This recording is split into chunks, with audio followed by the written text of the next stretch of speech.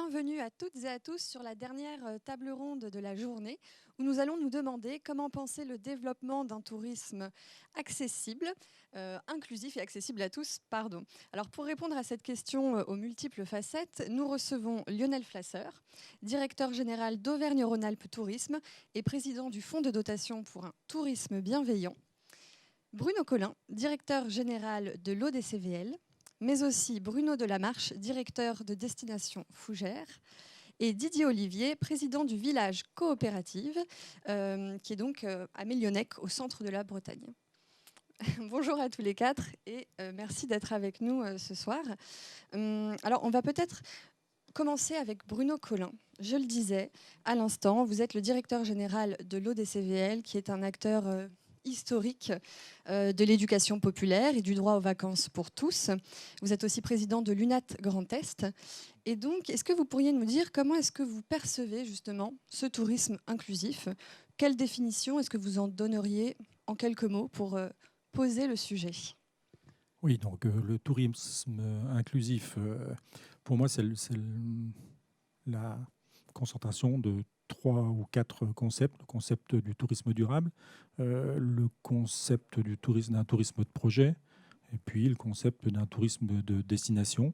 C'est un tourisme qui prend en compte les parties prenantes des territoires sur lesquels il est implanté, que ce soit les professionnels ou les acteurs citoyens.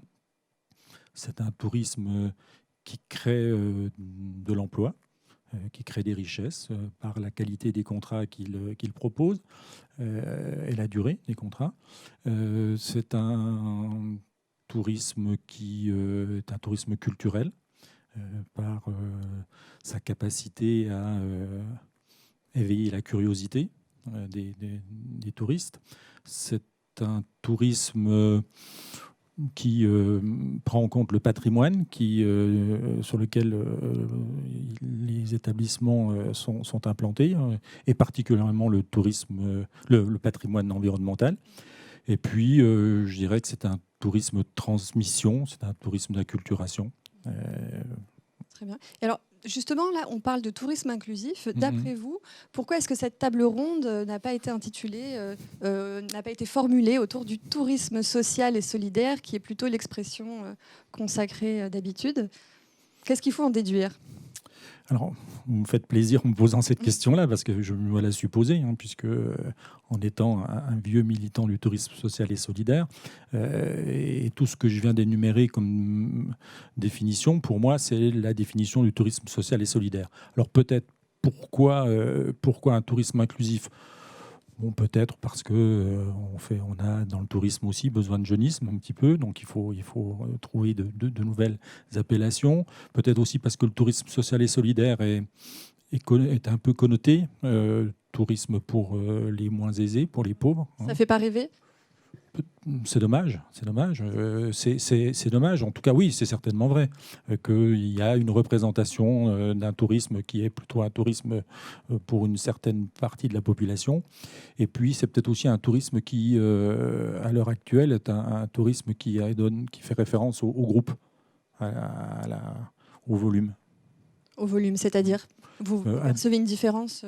Oui, c'est-à-dire qu'aujourd'hui, la demande est plutôt vers un tourisme de l'entre-soi, plus que dans un tourisme de mixité, et on le regrette, puisque notre travail à nous, notre vocation à nous, acteurs du tourisme social et solidaire, c'est un tourisme de mixité, de rencontre. Mais il y a, c'est indéniable, une évolution de la société vers un tourisme un peu plus individualiste, un peu plus tribu, qu'on pourrait qualifier un tourisme tribu. Oui, c'est vrai que sur cette question des volumes, finalement, tout le travail d'éducation que vous faites autour de l'environnement, etc., il est peut-être plus difficile, j'allais dire, sur des petites structures, ou en tout cas, il a moins d'impact. Est-ce que c'est ça que vous... Oui, c'est plus tout ce qui tourne autour du vivre ensemble, de la découverte de l'autre, qui n'est pas mis en œuvre dans les structures de petite taille. Mais vous faites référence à la notion d'éducation à l'environnement. On est là plus sur du tourisme pour les jeunes. Et c'est vrai qu'une classe de découverte ne se déplace pas à moins d'une trentaine de personnes. Et ça nécessite donc des capacités d'accueil assez conséquentes.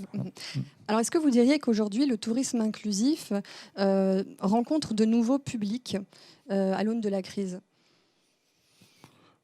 On le voit, les définitions que j'ai données tout à l'heure sont des définitions qui parlent aujourd'hui. La notion d'environnement, la notion de culture, la notion d'emploi sont des notions qui parlent et qui donc peuvent générer une nouvelle clientèle. Ce qui aujourd'hui va modifier et va amener un nouveau type de client, c'est, comme je le disais tout à l'heure, l'atomisation des publics, des groupes. On va certainement, pour des raisons de sécurité, de confiance, on va certainement avoir affaire à des plus petits groupes. Et ça va faire évoluer nos offres. Et ça va nous obliger à repenser notre positionnement. Alors justement, est-ce que vous avez des projets en cours qui s'adressent à ces nouveaux publics ou qui répondent à ces nouvelles attentes, peut-être sur des formats des structures plus modestes ? Oui, nous, à ODCVL, on a mis à profit la période de confinement pour réfléchir à de nouvelles offres, à réfléchir à de nouvelles organisations. Par exemple, envisager que dans nos salles de restaurant, on ne puisse plus accueillir 100 personnes en une seule fois, mais 4 groupes de 25 sur 2 services, à réorganiser les bâtiments pour segmenter nos accueils, tout en ne perdant pas l'ambition, tout en permettant aux groupes de vivre entre eux à des moments de la journée, dès qu'ils sont dans nos établissements, dès qu'ils ont du temps informel, à créer des conditions pour qu'ils se rencontrent et qu'ils échangent. Merci beaucoup. Alors nous avons abordé la différence, qui peut-être n'en est pas une d'ailleurs, entre le tourisme social et solidaire et le tourisme inclusif. Peut-être qu'on peut aborder la notion de tourisme bienveillant avec vous, Lionel Flasser. Vous êtes directeur général d'Auvergne-Rhône-Alpes Tourisme et en 2020, vous avez lancé le fonds de dotation pour un tourisme bienveillant. Pourquoi est-ce que vous avez ressenti la nécessité de créer ce fonds ? On a déjà le tourisme bienveillant. Deux, trois mots sur le tourisme bienveillant. C'est pas du greenwashing. On n'a pas sorti la notion de tourisme bienveillant pendant cette période. On l'a lancé en 2018. Et pour autant, c'est un terme effectivement qui, quelque part, est du tourisme durable. Donc, c'est pas une matière qui est nouvelle. Et j'entendais le début de débat concernant les termes. Je pense qu'il faut faire attention à ne pas se noyer ou pas vouloir trop intellectualiser les notions, notamment en termes de marketing, mais revenir à un certain nombre de fondamentaux. Donc, tourisme bienveillant, un tourisme qui agit en pleine conscience et en pleine responsabilité par rapport aux impacts environnementaux, économiques et sociaux en tant que tels. Et avec effectivement le prisme qui consiste à remettre l'individu et l'humain au centre du sujet.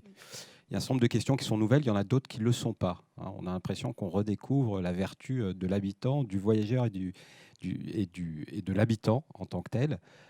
C'est une notion qui est ancienne, c'est presque l'origine du tourisme d'une part. Et d'autre part, vous avez un baromètre qui est piloté par TravelSat, qui depuis des années montre que le deuxième critère de satisfaction d'une expérience touristique réussie, c'est le contact qu'on a eu avec la population. Et pour autant, des organisations telles que la mienne en première n'a pas passé suffisamment de temps et d'énergie sur cette notion-là. Donc la crise nous donne un coup de pied aujourd'hui pour pouvoir agir sur cette notion alors qu'elle existe depuis longtemps. Le deuxième point également, c'est qu'on a l'impression qu'on a un certain nombre de révélateurs qui sont nés de la crise. Or, on a mené une étude avec Sociovision qui a analysé les crises depuis la grande crise de 1929, donc ça remonte quand même à quelques années, qui a analysé la crise de Fukushima, qui a analysé la grande crise financière également au subprime, etc., etc. Et à chaque fois, il y a un réflexe de crise qui consiste à revenir sur des circuits courts, qui consiste à se poser des questions sur notre société mercantile en tant que telle. Tout ça pour vous dire que attention à des choses qui ne sont pas des découvertes, mais qui sont des réflexes, Peut-être que la différence, en fin de compte, aujourd'hui, c'est que cette crise est mondiale, on est tous logés à la même enseigne, elle est longue, et donc elle dicte des nouvelles opportunités et des nouveaux enjeux. Donc le tourisme bienveillant s'est inscrit dans cette vision-là, et la crise est un accélérateur. Ensuite, on n'est pas des spécialistes. Et on ne souhaitait pas rester juste à faire de l'incantation, peut-être de la pédagogie, voire de la démagogie sur cette notion de tourisme bienveillant. Donc on a souhaité lancer depuis 3 ans des initiatives extrêmement concrètes. Voilà. On a commencé par faire un manifeste ou une vidéo. Donc je donne rendez-vous à tout le monde sur www.tourismebienveillant.org dans lequel vous allez pouvoir retrouver ce manifeste et cette vidéo. On a lancé également un site d'emploi avec une société privée, Job-Tourisme. On a lancé de la formation à distance. Donc, on a lancé des initiatives extrêmement concrètes. La dernière initiative, c'est ce fonds de dotation pour un tourisme bienveillant qui s'appelle Essentiem. Et c'est ma première intervention sur le sujet en tant que président du fonds, tout simplement parce que, effectivement, qu'est-ce qui exprime le mieux que le tourisme bienveillant qu'un outil qui va permettre de travailler sur des projets d'intérêt général, où il n'y a pas une dimension mercantile en tant que telle, et c'est le propre du mécénat. Il se trouve que le tourisme, dans sa vision transversale, n'était pas éligible au mécénat. La culture l'est, le patrimoine l'est, le sport l'est, donc des composantes du tourisme, mais le tourisme géré dans sa transversalité ne l'était pas. Donc on a travaillé avec des juristes, est né Essentiem, et pour rester dans la bienveillance, on a fait en sorte que ce fonds ne soit pas une extension d'Auvergne-Rhône-Alpes Tourisme, mais c'est une entité à part entière, voilà, avec son propre conseil d'administration d'envergure nationale et qui a pour objectif effectivement de travailler sur des projets d'intérêt collectif, et je pourrais en citer quelques-uns par la suite, pour travailler dans cette vision-là. Toutes les personnes, que ce soit les collectivités, que ce soit les territoires, que ce soit les entreprises, sont bienvenues dans ce fonds Essentiem. C'est le véhicule pour tous, pour agir de manière collective. Alors ce mode de financement, pour un tourisme social et solidaire, ça vous inspire quoi, Bruno Collin, peut-être? L'idée du fonds m'intéresse. Oui. C'est les moyens du fonds qui sont importants. Donc, je ne peux pas répondre à votre question là dans l'immédiat, mais que l'on mobilise des financeurs potentiels au service du tourisme bienveillant et qui se rapproche du tourisme inclusif ou du tourisme social et solidaire. Je suis intéressé, curieux.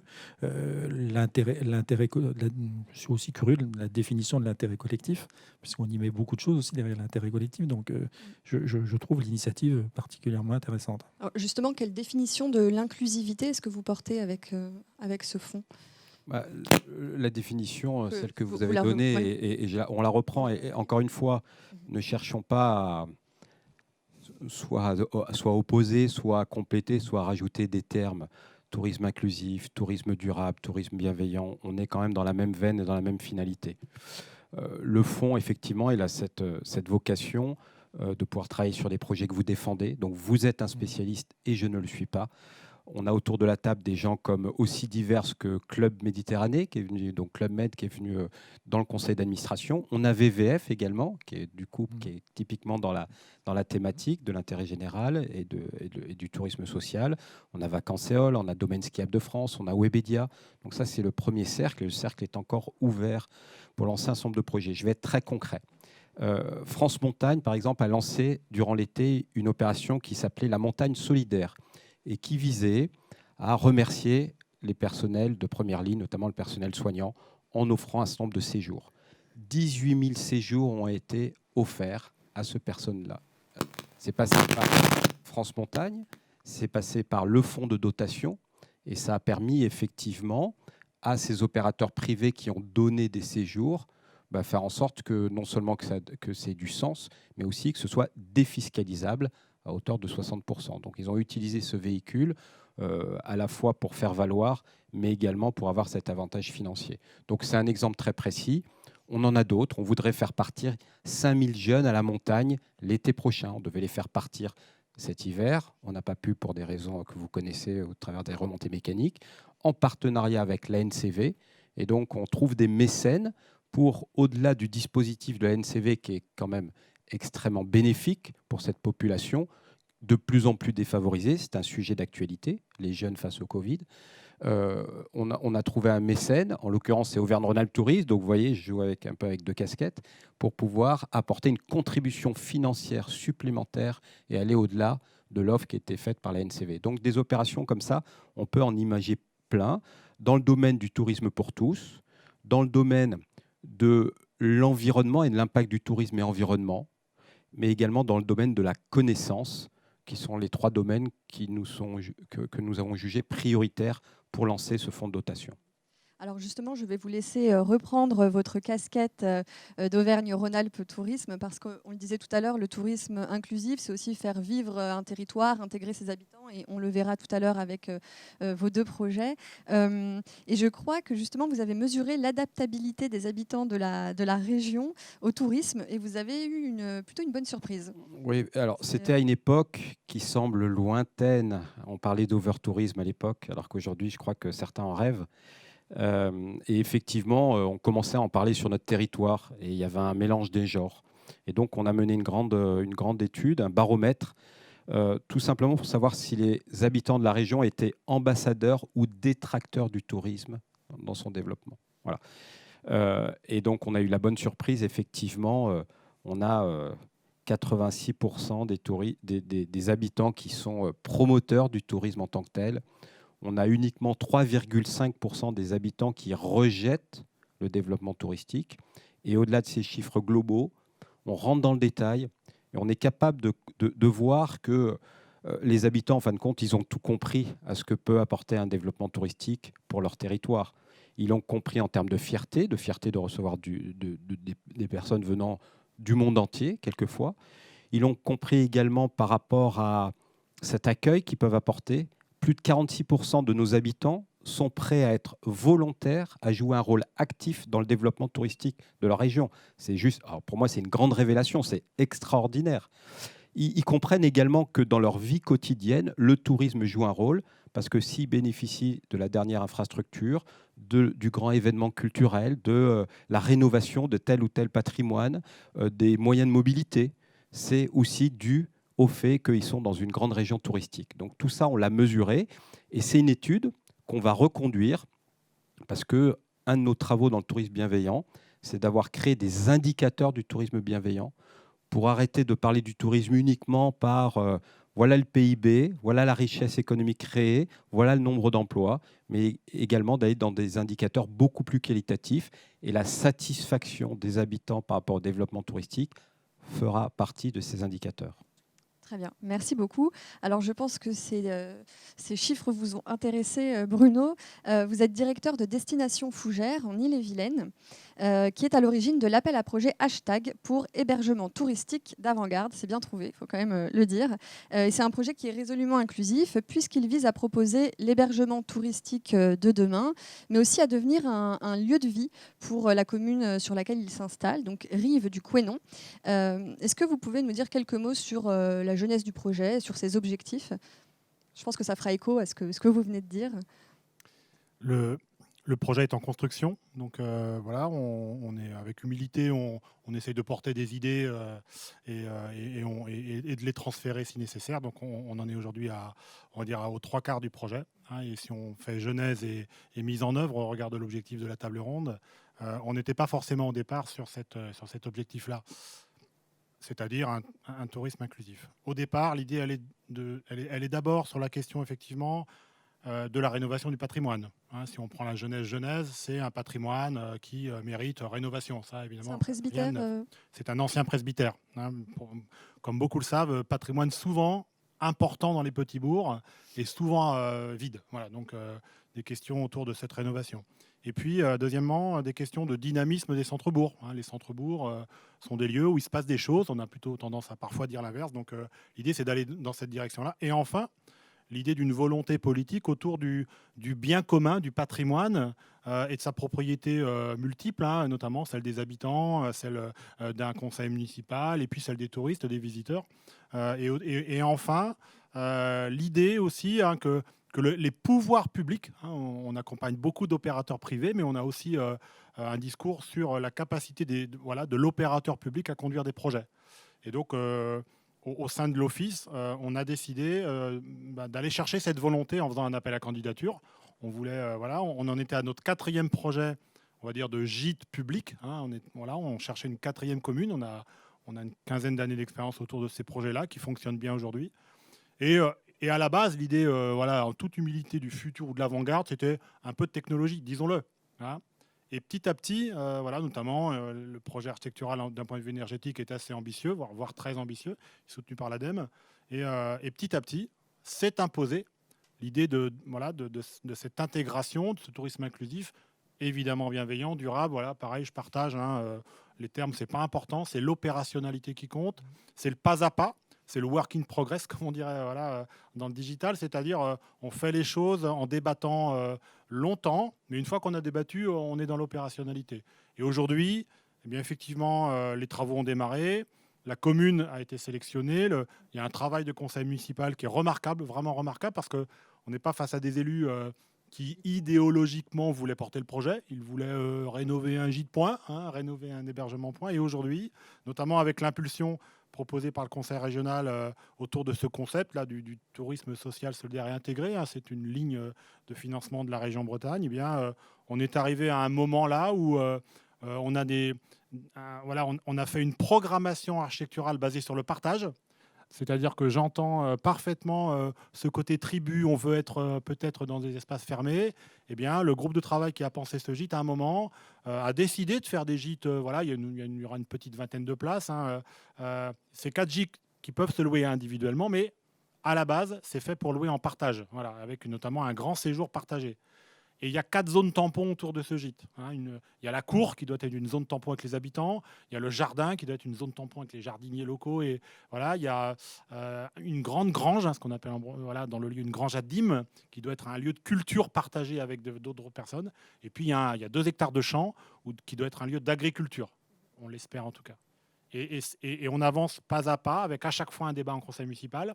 Là, on va rentrer dans une phase clé. On en discutait tout à l'heure, la recherche d'un gestionnaire autour d'enjeux d'économie sociale et solidaire. Hein. Donc, il nous faudra une structure et un portage autour de ces enjeux-là. Et puis enfin, on arrivera à des moments où là, on commence à se poser la question, disons-le clairement, hein, de l'accès, voilà, des tarifs. C'est facile de faire un gîte haut de gamme à 2 000 € la semaine. C'est plus compliqué de penser la question d'une grille tarifaire adaptée avec les enjeux qui viennent d'être évoqués pour tous. Voilà. Donc, le projet très opérationnel, qui est très transférable, hein, il en est là et il se construit pas à pas avec un maire et son équipe municipale qui, à chaque moment, dit stop, conseil municipal, démocratie, on va voir les habitants, on va voir les commerçants qui se disent effectivement, il y a des choses à gagner dans ce projet-là. Et voilà, c'est le 4e gîte, donc on espère, on a des pistes pour un 5e. Et voilà, alors c'est une nouvelle forme, hein. Moi je me reconnais parfaitement parce qu'on a une autre structure un petit peu au décével sur le Pays de Fougères, mais en même temps on va adhérer à l'UNAD grâce à ce projet-là. La mairie l'a décidé, hein, parce qu'elle trouve beaucoup d'écho dans le débat, mais en même temps c'est une autre forme, voilà, et c'est aussi un pari, disons-le, hein. Moi je suis pas du tout sûr que tout cela sera gagné. Après, on mettra tout ça sur la table et on en discutera avec les collègues pour savoir où ça a bien fonctionné, ce qui a moins bien fonctionné. Oui, Bruno. Oui, non, juste ce qui est remarquable, c'est pour un territoire, c'est la complémentarité. Ça vient d'être dit, hein, Bruno vient de le dire. Il y a des gîtes plutôt de petite capacité, il y a un centre d'accueil un peu plus important. Mais je crois que l'avenir pour les territoires, c'est d'offrir une gamme complète qui part du camping jusqu'à l'hôtellerie de luxe. Et je crois que ça, c'est primordial. Alors justement, vous allez lancer en mars l'appel à candidature, ça pour le gestionnaire. Étant donné qu'on est quand même loin des valeurs de profit habituelles dans ce domaine, quels vont être en quelques mots les critères de sélection ? Ça, c'est quelque chose qui peut... Alors du coup, je peux fixer la caméra et donc si un porteur de projet m'écoute, voilà. C'est pas ça, on n'est pas là pour ça. Toutefois, les valeurs de l'économie sociale et solidaire, Donc voilà, on les a évoqués, je me reconnais, et notamment ça sera matérialisé par une structure de l'économie sociale et solidaire, C'est-à-dire coopérative, société d'intérêt collectif. Voilà, on va plutôt vers là, ça sera matérialisé. Et puis effectivement, une capacité à porter ces valeurs autour de l'implication des habitants, la fourniture en circuit court, un impact environnemental calculé et validé. Enfin, voilà, on veut voilà, on ne sait pas sur qui on va tomber. Je crois que la conférence de presse est bloquée pour le mi-mars, là, le 19 mars, pour dire top départ pour les candidatures, télécharger le dossier. Voilà, on part dans l'inconnu, mais ces valeurs-là sont déterminantes pour que le projet puisse fonctionner tel qu'il a été pensé. Et notamment dans un réseau LUNAT qu'on va aussi découvrir, parce qu'on a un projet qui est un peu atypique, mais on est enchanté d'y aller, parce que ces questions d'accès à tous, moi j'y crois. En tout cas, c'est une valeur qui est fortement portée par la municipalité, c'est de pouvoir y aller et que l'ensemble des familles puissent avoir un accès à un moment à ce lieu d'hébergement. Aujourd'hui, on ne parle plus du projet comme un lieu d'hébergement, mais comme un lieu de vie. Voilà. Tellement les zones tampons inclusives ont été pensées pour cela. Voilà. Alors, est-ce que le pari sera remporté? On verra. Mais on y travaille. Vous avez pour ambition d'ouvrir ce gîte à des publics précaires? Ou ce sera dans un second temps? Est-ce que c'est... Alors, c'est une forme de réflexion qu'on a eue sur le territoire à un moment, sur le territoire. Donc, une acculturation, parce que qui finance cette partie-là, qui la finance. Donc, faut toujours pareil, faut y penser. J'ai entendu à ma gauche un outil qui fait partie de la palette. Voilà. Mais oui, c'est la question là qui arrive. Sur les 3 dernières années, on a répondu à des dizaines de questions et à chaque fois en faisant valider ça. Moi, je le dis, mais c'est l'intérêt des coopératives, qu'elles soient juridiques ou un conseil municipal, c'est une coopérative. C'est l'intérêt de discuter 4 heures autour, c'est ce qui a été fait en 2020, autour d'un projet. Doit-on le faire ou pas le faire? Et doit-on le faire dans ce sens-là? Eh bien, là, une des prochaines questions, ce sera cet accès pour tous. Comment on le matérialise? Qui le finance et comment on fait, voilà, pour éviter aussi de dire, voilà, d'avoir des discours un peu galvaudés ou des terminologies galvaudées. Voilà. Très bien, merci beaucoup. Alors Didier Olivier, justement, vous portez un projet touristique social et solidaire qui va lui aussi prendre place dans un ancien presbytère. Donc ce n'est pas votre seul point commun. Et donc il s'agit de l'auberge à la Belle Étoile qui doit ouvrir ses portes au printemps 2022. Sur la petite commune donc de Mélionnec qui compte 430 habitants. Et c'est un projet qui est porté par le village coopératif dont vous êtes le président. Est-ce que vous pouvez nous dire, là aussi, même question, un petit peu comment ce projet a émergé? Je crois que de la même façon, au départ, l'objectif n'était pas forcément de le tourner spécifiquement vers le tourisme inclusif. C'était pour répondre à des besoins très concrets, finalement. Alors, le village coopératif, c'est donc une coopérative d'intérêt collectif qui réunit donc des gens qui ont des intérêts divergents. Et c'est une coopérative de territoire dont l'ambition est de croiser 2 thématiques. La première thématique, c'est l'économie solidaire, et la deuxième, c'est le développement des zones ultra-rurales. Puisque là, on est au centre de la Bretagne, on est vraiment éloigné de tout centre urbain. Cette structure, elle est envisagée comme un laboratoire qui mène des expérimentations. Et elle part d'une intuition, c'est que c'est encore possible de vivre, de travailler au village, et après de se distraire, de s'éduquer, de prospérer. Voilà. On peut vivre aussi en zone rurale. Il y a une forte dynamique associative, notamment avec un pôle régional du film documentaire, donc une structure qui fait venir des réalisateurs de films documentaires en résidence d'écriture, résidence de montage, formation, qui avaient une forte demande d'hébergement. Et partant de cette demande identifiée sur le territoire, on a travaillé à la création d'un lieu d'hébergement et qu'on a souhaité élargir. C'est-à-dire que le lieu en lui-même ne suffisait pas. La demande de l'association ne suffisait pas pour faire exister le lieu. Donc on a travaillé sur une offre plus globale et c'est là qu'on a commencé à parler de tourisme plus large et à aller chercher d'autres sortes de tourisme avec un point d'ancrage très important pour nous, c'était l'acceptation par le village de cette nouvelle activité. Est-ce que justement, c'est ce que garantit la société coopérative d'intérêt collectif? On a pu vérifier des petites choses. Par exemple, là, en septembre-octobre, on a fait un appel de financement participatif sous la forme de prise de part sociale, donc un engagement financier à long terme, Et on a 60 personnes habitant le village, sur 430 habitants, qui ont pris des parts. Alors des fois c'est symbolique, c'est 100 €. Des fois c'est plus, puisque ça va jusqu'à 15 000. Ça nous a permis de réunir 10% de la somme nécessaire au montage du projet. C'était notre ambition, donc c'est pareil qu'on a gagné. Moi, je pense que l'adhésion de ces gens-là montre que le projet a un ancrage. Maintenant, c'est dans l'opérationnel qu'on pourra le vérifier. Nous, on a vraiment travaillé pour que le lieu soit ouvert et mixte. Tous les usages du bâtiment sont autant pensés pour les gens de passage que pour les habitants. Donc, on a salle de réunion, salle d'activité, salle à manger, atelier vélo, sauna, jardin. Tout ça, ce sont des endroits de rencontre. Les habitants sont autant invités à venir dans ce lieu que les gens de passage. Très bien. Alors, vous êtes quelque part quand même un micro-territoire avec une micro-expérience et de micro-enjeux. Je le dis sans, pas pour me moquer, mais je me demande vraiment comment est-ce que vous avez réussi à convaincre du coup des financeurs de vous suivre là-dessus. D'abord, on a la force de nos réussites. Le village, il n'est pas né en 2018 en soi, c'est-à-dire qu'on s'inscrit dans une dynamique à maintenant une trentaine d'années. Qui vient prendre le contre-pied d'une autre dynamique. En 1920, il y avait 1400 habitants à Mélionec. Aujourd'hui, il y en a 390. Pendant cette période-là, la France a doublé de population. Donc, il s'est passé quelque chose sur ce territoire de particulièrement dramatique, c'est qu'il s'est vidé de sa population. Sauf que depuis 30 ans, il y a des gens qui sont venus s'installer et qui ont commencé à y monter des projets, d'abord éphémères, puis sur la durée.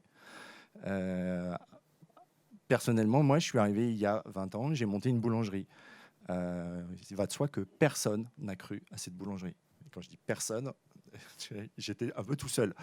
20 ans plus tard, la boulangerie, elle existe toujours. Il y a 6 équivalents temps plein qui travaillent, c'est 9 personnes. C'est une boulangerie qui prospère, c'est une scope, qui répond à plein d'enjeux au niveau de son fonctionnement. Et aujourd'hui, on a la reconnaissance, c'était quand même un beau projet. Oui, c'était un beau projet, il fallait oser. Donc on s'accroche à ça. Et on leur dit, voilà, c'est pas le seul projet qu'on a démarré il y a 20 ans. C'est pas le seul qu'on a réussi. Il y en a qu'on a raté.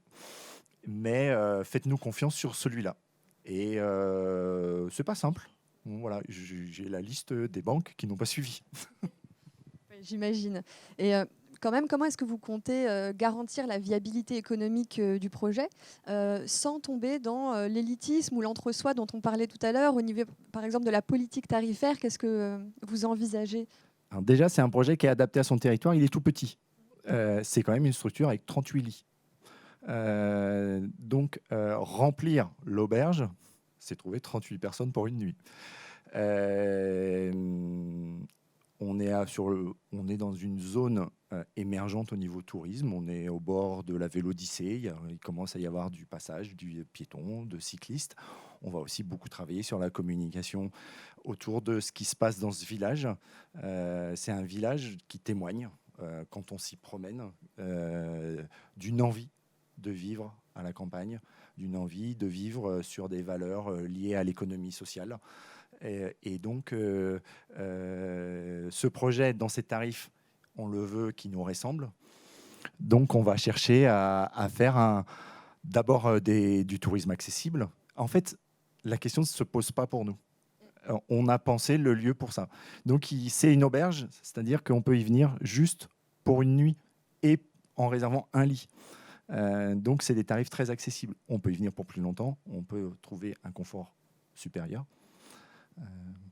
D'accord, très bien. Est-ce que vous avez d'autres projets à venir, par exemple, qui travaillent cet axe sur l'inclusion?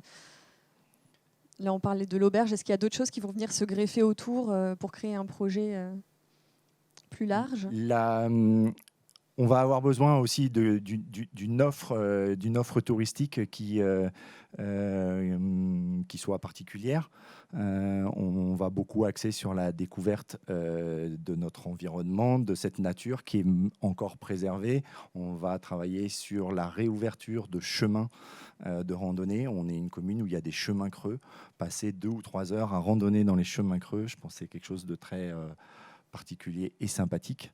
Le village coopératif, lui, va continuer sur d'autres thématiques qui n'ont rien à voir avec le tourisme, mais parce que c'est sa vocation de s'occuper des besoins sociaux non satisfaits d'un territoire, tout en s'occupant de faire en sorte que cette auberge réussisse.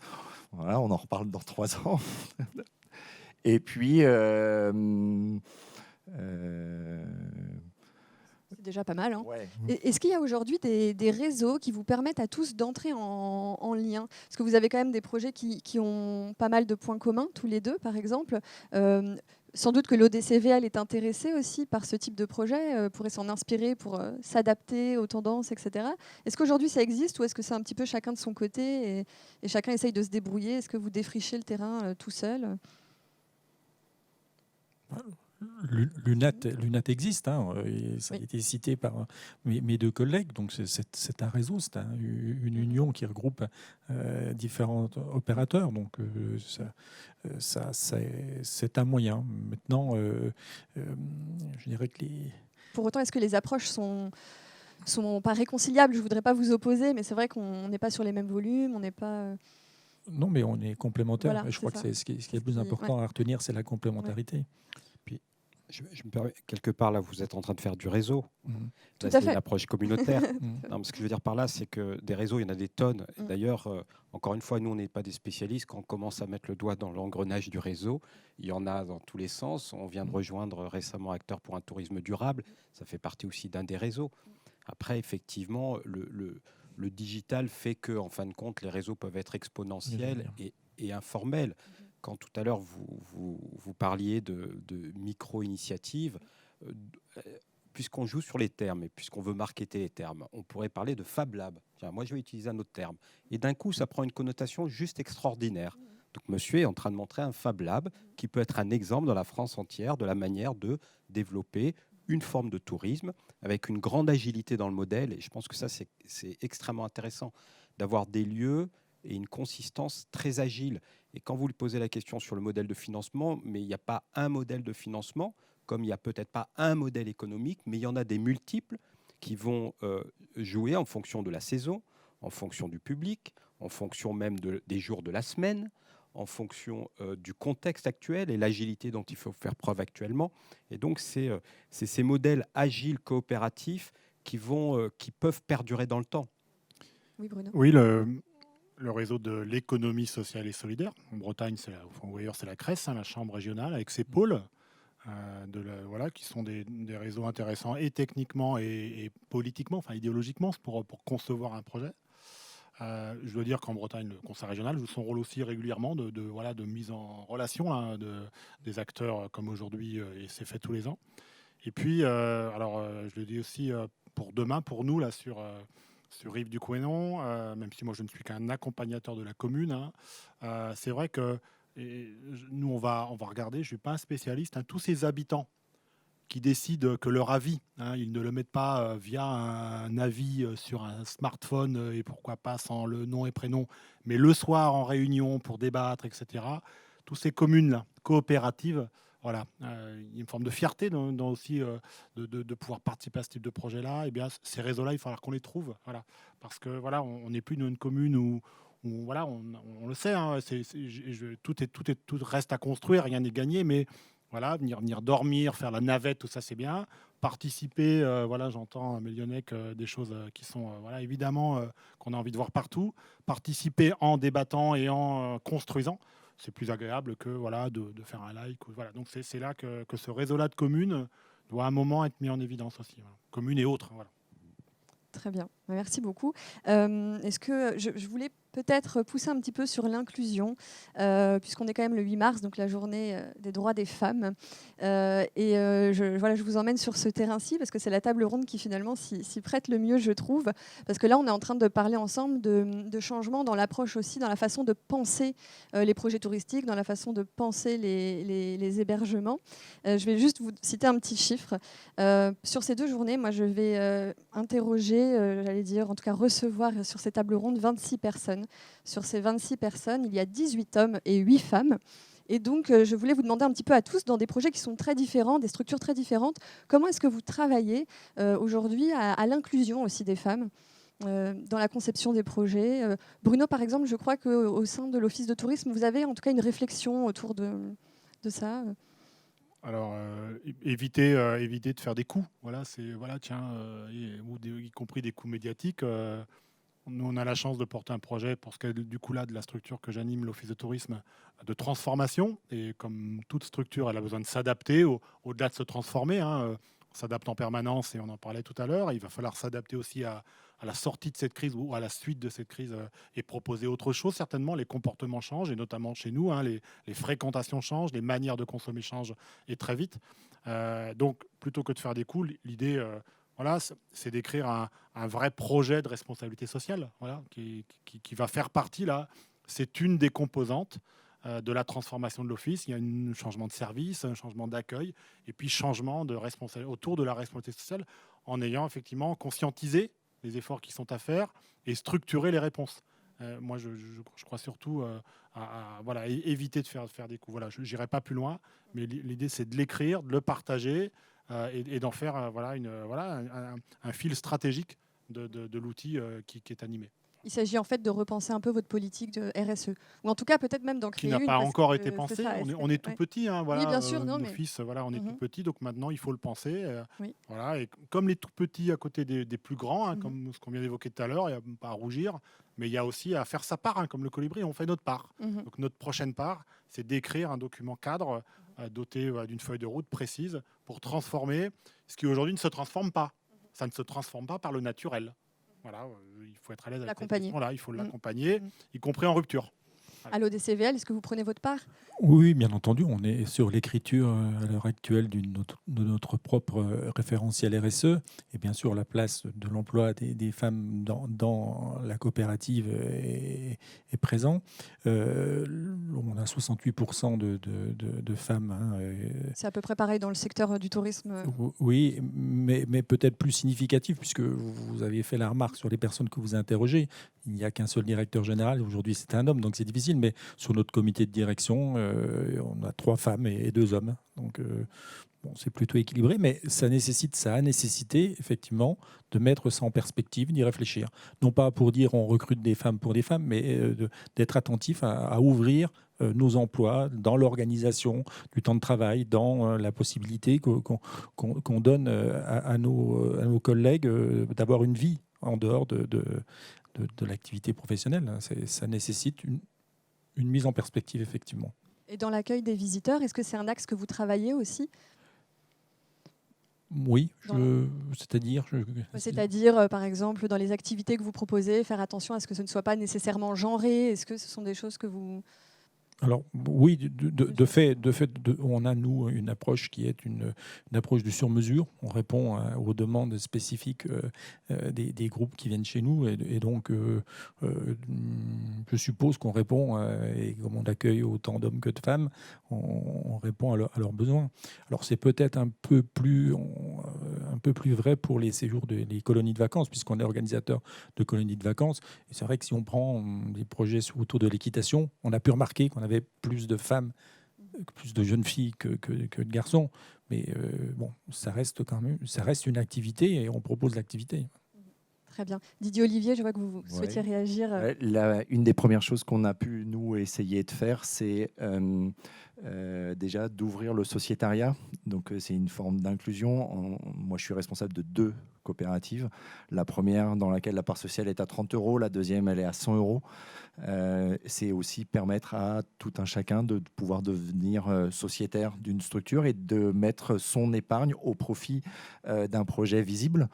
Quand on a cherché à réunir 130 000 €, on a beaucoup dit que toute part de 100 € avait son intérêt. On savait que ça faisait gonfler le sociétariat, que derrière, ça nous amenait sur un deuxième enjeu. C'est comment on fait vivre une coopérative. Aujourd'hui, on est 120 sociétaires. On sera sans doute plus nombreux. Et il y a un gros travail de formation, puisque le deuxième objectif, c'est de se dire toute personne qui a pris une part sociale est capable, à un moment ou à un autre, si elle est accompagnée, si elle se forme, de devenir membre d'un conseil d'administration, voire président. Les places sont accessibles. Maintenant, il y a un long travail à faire d'acceptation que c'est possible, autant pour la personne qui prend une part sociale que pour la personne qui est en responsabilité. Aujourd'hui, vous avez tout de même des femmes qui arrivent à se positionner là-dessus, ou est-ce qu'il y a aussi un travail, par exemple, parmi les sociétaires? Est-ce que c'est équitable? Je dois avouer que je n'ai pas fait le calcul, ça me semble très équitable. Oui, D'accord, en ouais, tout cas, ouais, oui. ouais, Non, mais ouais. c'est un sujet qui revient souvent. Par exemple, sur les prises de parole, on voit que là, les habitants sont associés aussi au projet pour le concevoir, pour le penser. On sait que dans des assemblées collectives, il peut être moins évident pour des femmes de se positionner, de s'exprimer. Donc, je pense que dans une structure comme la vôtre, c'est aussi quelque chose d'intéressant de voir comment chacun est capable de se positionner, d'écouter. Celle-là n'a pas beaucoup d'histoire encore d'Assemblée Générale, mais l'autre qui est l'épicerie du village, qui a beaucoup plus d'antériorité, oui, il y a une place pour tout le monde et tous les gens qui ont envie de prendre la parole sont les bienvenus. Lionel, je vois que... Concernant Auvergne Tourisme, alors déjà, on est 3 hommes là sur cette table ronde. Hein. Vous êtes 4. Oui, 4, pardon. Donc, déjà, effectivement, la représentation n'est pas là, mais en tout cas, au niveau d'Auvergne-Rhône-Alpes Tourisme, très clairement, donc, le comité de direction est équilibré, d'une part. Le comité opérationnel, parce que c'est intéressant de regarder aussi dans le middle management, il y a davantage de femmes que d'hommes. Au-delà de la représentativité, ce qui me paraît être important, c'est le salaire, tout simplement, et c'est de regarder s'il y a une différence. Et donc, bien sûr, nous, c'est des points que nous traitons pour faire en sorte qu'il y ait une équité totale sur ce sujet. Ça, c'est le premier point. Concernant le Fab Lab de monsieur, vraiment les modèles coopératifs, nous on en a créé un avec Apidae. Apidae, le traitement de la donnée touristique est un enjeu qui est majeur pour le tourisme dans les 5 prochaines années, qu'il était déjà les 5 dernières et qui va l'être encore plus avec l'ajout de l'intelligence artificielle, quels que soient les secteurs ou les cibles. On a créé cette société coopérative parce que c'était le modèle qui nous paraissait être le plus adapté sur le partage de la valeur. Je pense que des organisations telles que les nôtres, les CRT, les CDT, donc à l'échelle départementale, les offices du tourisme, les acteurs publics et privés, devraient s'inspirer des modèles coopératifs. Parce qu'aujourd'hui, on nous pose sans cesse la question du recouvrement des structures ou de l'harmonisation des pratiques ou comment on opère un effet de levier pour être plus efficace, avec quand même de l'argent public, de contribuables. Le modèle coopératif serait un des modèles qui permettrait effectivement d'allier toute cette force privée, publique, quelle que soit l'échelle du territoire, habitant encore mieux, pour avoir, je dirais, le modèle le plus pertinent et le plus efficace dans l'usage du bien commun qui nous est confié, que ce soit le territoire ou que ce soit le financement public. Très bien, merci. Alors peut-être que nous avons des questions du public. Alors pour Bruno Delamarche, pourriez-vous redonner le nom de l'opération et fonds Aura et nom du projet de Fougères, s'il vous plaît? Alors, l'opération qui a été pensée par la mairie de Rive-du-Couesnon s'appelle Hashtag. Voilà, le micro fonctionne? Non. Merci. L'opération s'appelle Hashtag. Voilà, c'est un nom qui est sorti. Voilà, évidemment, il fallait un acronyme pour s'y retrouver. Donc, hébergement touristique d'avant-garde. C'est voilà, le fonds Aura. Je suis pas sûr que ce soit moi qui l'ai cité. Auvergne-Rhône-Alpes Tourisme. Voilà. Ouais. S'il y avait besoin d'avoir voilà, des repères méthodologiques sur le projet Hashtag de Rive-du-Couesnon, n'hésitez pas à contacter Destination Fougères, l'Office de tourisme. Concernant le fond, j'imagine que ça concerne Essentiem, donc c'est comme essentiel, mais avec un M, est présent sur Internet. Et pour toutes les questions qui peuvent être posées, on peut faire une assistance juridique sur une première question, parce qu'effectivement, y compris dans les modèles de financement, de temps en temps, on s'aperçoit qu'il y a des choses éligibles au mécénat que l'on ne soupçonnait pas. Et donc, c'est extrêmement intéressant d'être pointu. Et aujourd'hui, on n'a pas que des acteurs privés qui viennent vers nous, on a aussi des territoires avec des problématiques qui sont spécifiques et on s'aperçoit que le mécénat peut apporter une contribution importante. Très bien, merci beaucoup. Alors, autre question. La question de l'inclusion et de l'accessibilité est abordée sous l'angle social et public précaire financièrement. La question de l'accessibilité et de l'inclusion au public en situation de handicap est-elle à l'ordre du jour sur cette table ronde? Oui, évidemment. C'est vrai qu'on ne l'a pas nommément cité. Peut-être que Bruno Collin... Oui, j'espère qu'on n'a pas donné le sentiment que le tourisme inclusif était un tourisme réservé au public précaire. En tout cas, il faut vraiment casser cette image-là. C'est un tourisme ouvert à tous, et donc au public porteur de handicap. Et donc, on ne l'a pas abordé de manière très spécifique, mais de fait, quand on a l'ambition de s'adresser à tous les publics, on s'adresse aussi à ceux qui ont plus de difficultés d'accès. Ouais. Lionel, est-ce que vous accompagnez des projets sur cette... Oui, tout à fait. Auvergne-Rhône-Alpes Tourisme est porteur du label Tourisme et Handicap. Donc ça, c'est le premier point.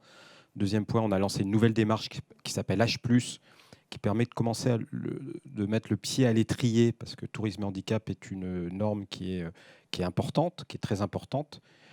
Et donc, certains doivent passer par une marche intermédiaire avant d'aller sur ce label. Donc, on a développé H+, qui est une des destinations. Et je suis complètement d'accord avec la remarque de Bruno concernant l'image que l'on peut donner sur je dirais, le fait qu'on ne parle pas uniquement des populations précaires. Un des enseignements forts de cette crise, quand même, c'est une France coupée en 4, avec des disparités qui ont augmenté. Et donc, quand il y aura une reprise du tourisme, ce sujet-là va être un sujet à enjeu.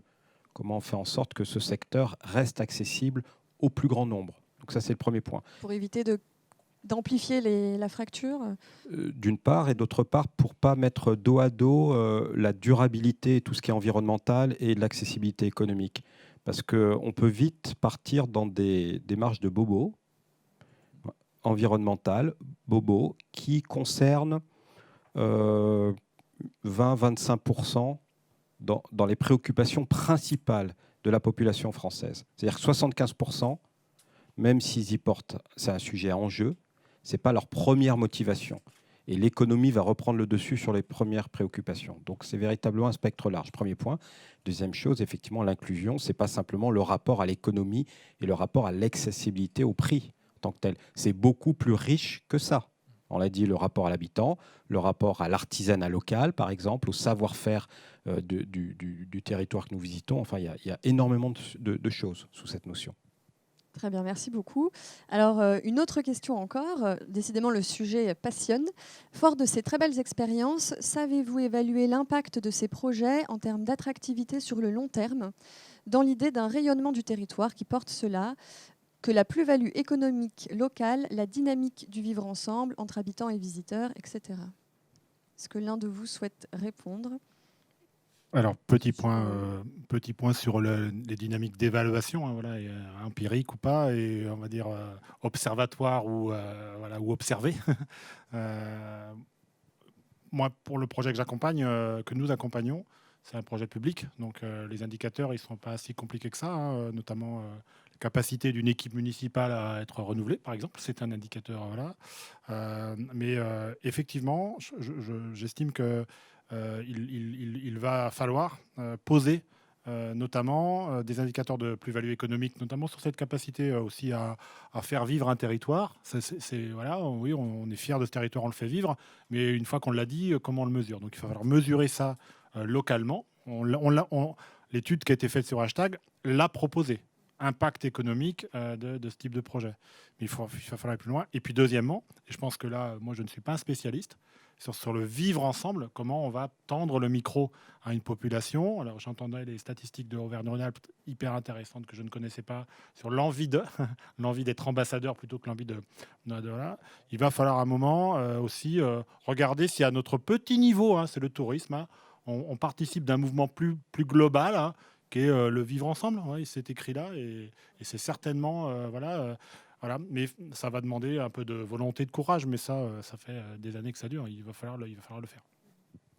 Oui. Moi, je peux peut-être donner un exemple hein, sur un projet dans le milieu rural, un petit village, 350 habitants, un étang qui a été rénové, puis après un centre d'hébergement et après une pisciculture. Et aujourd'hui, ça fait vivre 9 personnes à temps complet. C'est ODCVL qui le gère, avec un lien très étroit avec les habitants qui sont les acteurs qui viennent organiser le concours de la soupe au mois de novembre, un concours de pêche, un marché de Noël. Donc il y a des réussites. Après, je suis d'accord, il faut qu'on y mette des indicateurs, ne serait-ce que pour pouvoir les opposer aux indicateurs traditionnels de l'économie et qui n'ont pas du tout les mêmes échos. Et là, on voit qu'on est quand même dans une révolution d'approche. Je pense qu'on est tous d'accord pour dire ça, sur justement quels sont les critères d'évaluation d'un projet, comment est-ce qu'on le conçoit.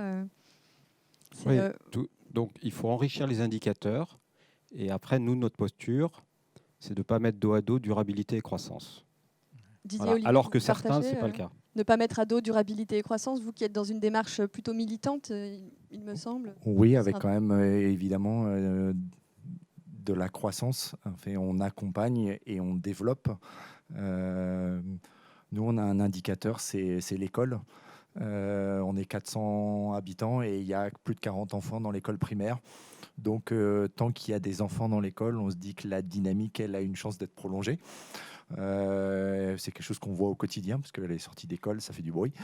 Donc ça, c'est plutôt le côté réjouissant. Et on espère, oui, en tout cas, on travaille sur la durabilité. Pour moi, elle passe par la création d'emplois.